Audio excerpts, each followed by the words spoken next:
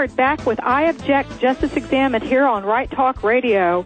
And I've got a jam-packed show today. I've got a great show. And as always, my friend Alana Mercer, the great classical liberal writer and thinker, is here with me right now to give her insight into some current events. You've all heard Alana on this show before.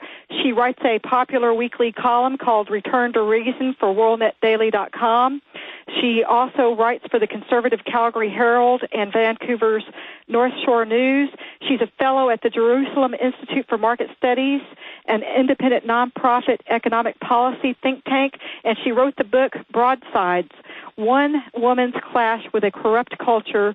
She also blogs at alanamercer.com. Hi, Alana. Welcome back with me. Hi, Jerry. Happy New Year to you and your listeners. Happy New Year to you as well. Besides Alana, I'm also going to have Tom Dilorenzo, who is a prolific writer of books, and I'm going to be specifically talking to him about two of his books on Abraham Lincoln in light of the discussion that Ron Paul had with Tim Russert on Meet the Press, so I'm looking forward to that. But first of all, Alana... Am I, Jerry. Excuse me? So am I, Jerry. I'm a huge fan of Tom's. Yeah, you've been a fan for quite a while, haven't you? And a friend, yeah. Well, good. So you ought to enjoy what he has to say about Lincoln today. But I want to go into... I never enjoy hearing about Lincoln, but Tom has the right perspective. Oh, really? Well, you know, I grew up in Texas in the South, and I never enjoyed hearing about Lincoln either, regardless of what some other conservatives say. I bet. But there's an issue that I want to talk to you about, and I understand that you're going to write a column tomorrow that may touch upon it, and a lot of the radio talk shows have been abuzz regarding the assassination of Benazir Bhutto, which, of course, is a great tragedy. She was a young woman who had gone back to Pakistan, and I'd say she was very brave, but there was more to her than that, wasn't there, Alana? Well, no doubt she was very physically courageous and certainly appealing and beautiful, which certainly had a lot to do with her allure. But I think the media, the mindless media, and the politicians, of course, have hurried to canonize her. She was certainly no Democrat during her 2 terms in office, and aside cultivating ties with the Taliban in the service of her own regional ambitions, she was responsible for, cultivating nukes as well. She was mired in scandal, corruption, and even worse, perhaps, she may have had a hand in the assassination of her brother. And why don't you tell everybody what that was about? Oh, I don't know the details of her. You mean his death?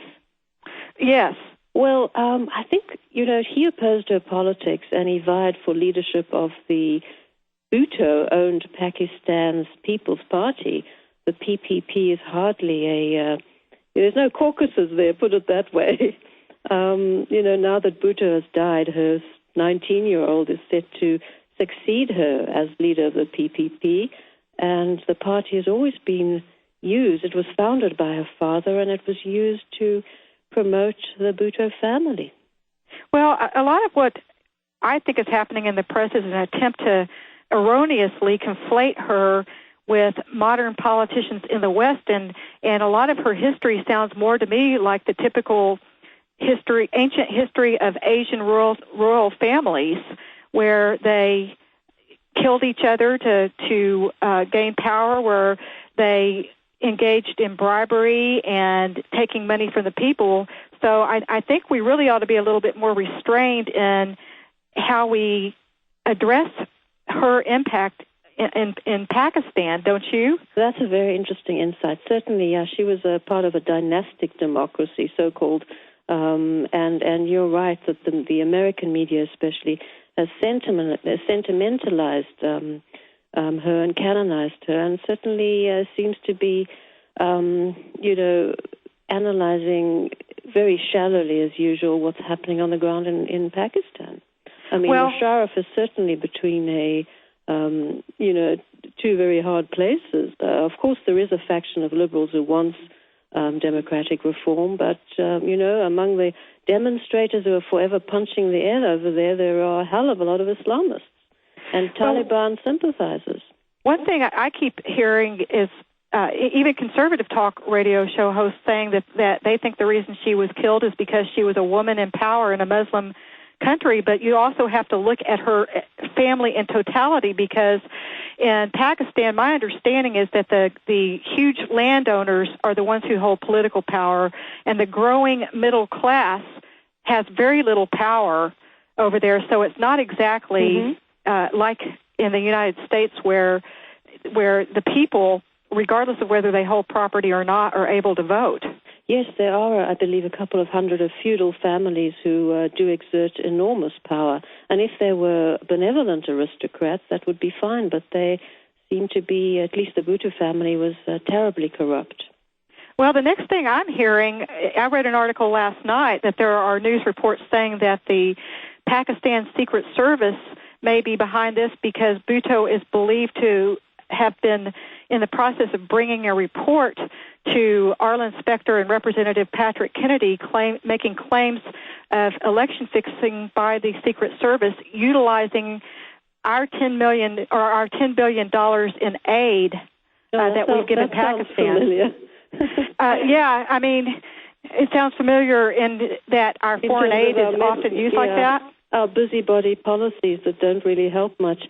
But I believe, certainly, that it's the killers are probably the Al-Qaeda and Taliban network, and who being a woman, I think it more has to do with the fact that she's now perceived as an American transplant, a American democratic transplant into Pakistan.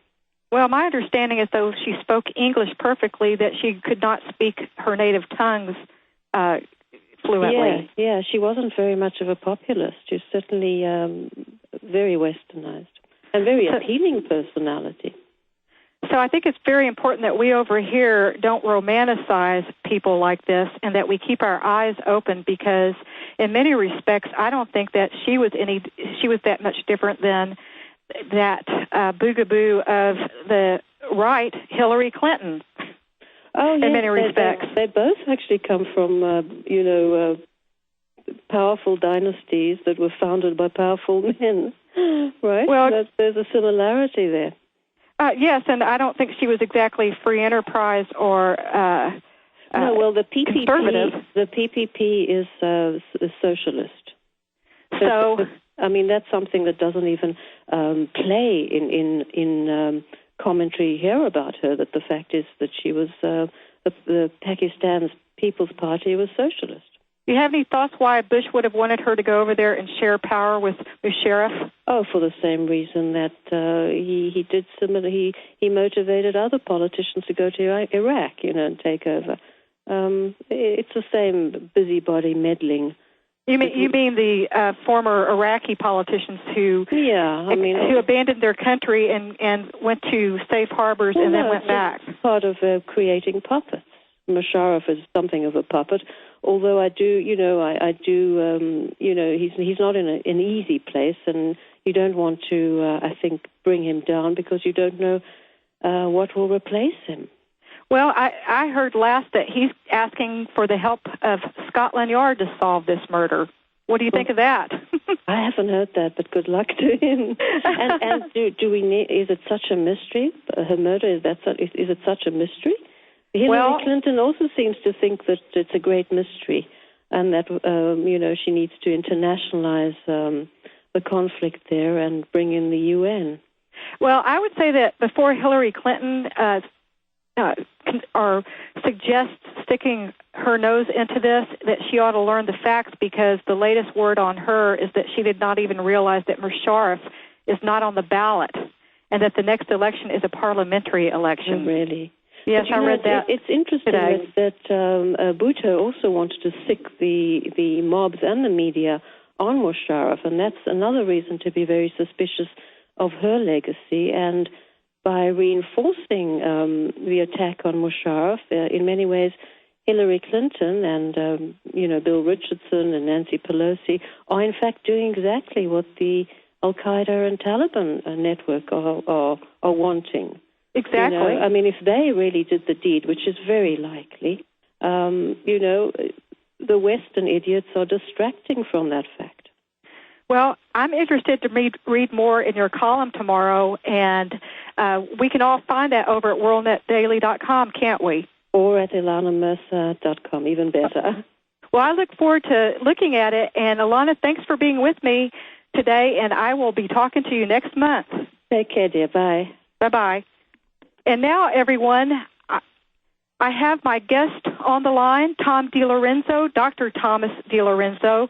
He is the author or co-author of a dozen books, including The Real Lincoln, How Capitalism Saved America, and Lincoln Unmasked, which you're not supposed to know about Dishonest Abe. And I've read both of his Abraham Lincoln books, and I've also got on my shelf How Capitalism Saved America, and that's next on my list. He's also a professor of economics at Loyola College in Maryland, and he has a Ph.D. in economics from Virginia Polytechnic Institute and State University. He's the author of over 75 articles in peer-reviewed academic economics journals, and he's also published in the Wall Street Journal, New York Times, Washington Post, and many other newspapers and magazines. He's a member of the senior faculty of the Ludwig von Mises Institute in Auburn, Alabama, and he also writes articles over at LewRockwell.com. Thanks for being with me, Tom. Pleasure to be here. Well, I want to tell you, I really enjoyed your books, and I've been looking for a reason to get you on the show, or the perfect timing to get you on the show. And I think that last week's Meet the Press, or a week before last Sunday's Meet the Press with Ron Paul, provided me with all the motivation I needed to get you on the phone and ask if you'd be on my show, because Ron Paul got a lot of his information about Abraham Lincoln from you. Isn't that right? Well, I know Ron has read my books, and in fact, a couple of years ago, he invited me to come down to the Longworth House office building in Washington, D.C., and talk to him and about a dozen other congressmen about my book, The Real Lincoln. And Tom Tancredo was one of the congressmen in attendance there at the time, and we had a very civil discussion of a very controversial issue, my book, and I had the pleasure of seeing a dozen members of Congress walking down the halls of the Longworth House office building with my book under their hands. Oh, that's great. And so I know Ron is familiar with this, and also with many of my articles on LewRockwell.com. Well, I want to make clear to everybody that you don't write about Abraham Lincoln with the usual adulation that many other writers do you? No. I'm sort of the preeminent critic. Some of my critics call me. And I think one of the things that set off this controversy with Ron Paul and Lincoln is, I don't know how it came about, but he mentioned to somebody in the Washington Post, Ron is quite the well-read man. He's very highly educated in economics and philosophy and history, in addition to being a practicing physician for over 40 years. So he's quite a Renaissance man. And they asked him somehow about Lincoln and the Civil War in an interview in the Washington Post, and he pointed out the true fact that as far as slavery was concerned, it was not necessary to have a war to end slavery because all of the other countries on earth, including the British Empire, the Spanish Empire, the French, the Danes, the Dutch, and the Americans, by the way, in the northern states, found a way to peacefully end slavery. There was no civil war in Connecticut or Illinois, for example, when they ended slavery, and there was slavery in New York City, for example, for over 200 years. I went to an exhibit at the New York Historical Society 2 years ago called Slavery in New York that cataloged the whole thing. And so I think Ron Paul mentioned that in passing to an interviewer. It must have been a very wide-ranging interview. And, of course, most Americans know nothing about this because it's all been swept under the rug by the public schools primarily. And that's one of the reasons my book is such a sort of a stink bomb to the history profession, in that I just bring out these facts that have been swept under the rug for generations now. Well, I want to go into some of those facts, but let me just say that I grew up in Texas in the South, and fortunately I got to go to elementary school during a certain period of time in the South when we didn't receive all this adulation of Abraham Lincoln by our little old maid lady school teachers, and I never thought that the Civil War was started over the issue of slavery, but I think that kids here in Texas now, they're given the same old song and dance about that, and it's just amazing to me. Yeah, it's true. I was in a debate in a magazine with a well-known Lincoln scholar, and I got him to admit that no self-respecting historian these days would actually say that the cause of the war, the reason why Lincoln invaded the South, was slavery. Slavery became more of an issue in the middle of the war, but at the beginning, he was very adamant. He bent over backwards, saying that he had no intention of disturbing Southern slavery. He even supported a constitutional amendment that had passed the House and the Senate that would have prohibited the federal government from ever interfering in slavery. And so he was willing to do that, to enshrine slavery in the Constitution on the day he was inaugurated. And it was all about saving the Union, as he said, when the reason he gave for invading the southern states. Well, that's one thing I want to put to rest right now, is that somehow the morally upright North went and fought the evil racist South, and if you're a Southerner and you still harbor any affections for the old South, that you're somehow a racist. Why don't you give us the truth about what Illinois, where he grew up, was like with the black codes, and what was the North's approach to race prior to the Civil War? In my book, Lincoln Unmasked, I have a chapter entitled The Myth of the Morally Superior Yankee that talks about, what you just mentioned. And this is another one of these things that very few Americans know, that, the way the North went about ending slavery was it phased it out beginning in 1794, and New Hampshire was still passing laws ending slavery in the late 1850s. And so they didn't exactly, move with much quickness in ending slavery. In fact, when they ended slavery, it was for economic reasons, not moral reasons, primarily. And they sold. Let me interrupt you there. Was that so that the white employees wouldn't have to compete with black slaves? Well, that is one reason, but also it was just uneconomical. Slave labor was amenable to agriculture, and as industrialization took place, it became apparent that it was very costly to food, clothe, and house the slaves for a very, very short growing season in the northern states, and it just was uneconomical, and slavery never did work out in manufacturing because there was a catch-22 to the slave owners that they had to educate the slaves to get them to know how to work in a factory, but if they educated them, they'd be more likely to be capable of escaping, and so that's why a lot of the states had laws making it illegal to teach slaves to read. You probably have heard of that in the course of your education. It was a very evil system, but that was the system, and so for economic reasons, they phased this out over a long period of time. But most of the slaves were sold to southern plantation owners or to the British or the Spaniards or somebody else. They weren't free. You mean instead of freeing them, they sold them before the deadline? Not every last one of them, but most of them. And then at the same time, there's a book by a Brown University professor named Joanne Mellish called Disowning Slavery that explains how slavery was ended in the North. And once there were a small number of free blacks in New England, for example, who had been freed, they discriminated against them horribly, even to the extent of terrorizing them, burning down their homes, and trying to chase them out of their communities. And Tocqueville himself, in Democracy in America, noted the remarkable fact that the problem of race, as he put it, seemed to be worse in the northern states than it was in the southern states, and that was in the 1830s. Right. Well, even Illinois, let me go back to Illinois. Didn't they have race codes to keep free blacks out? Yes, they amended their constitution to make it illegal for black people to immigrate into the state of Illinois in 1848, and they had black codes that essentially made citizenship impossible for free black people. Are you a business owner? Do you accept credit cards? How would you like to be rewarded for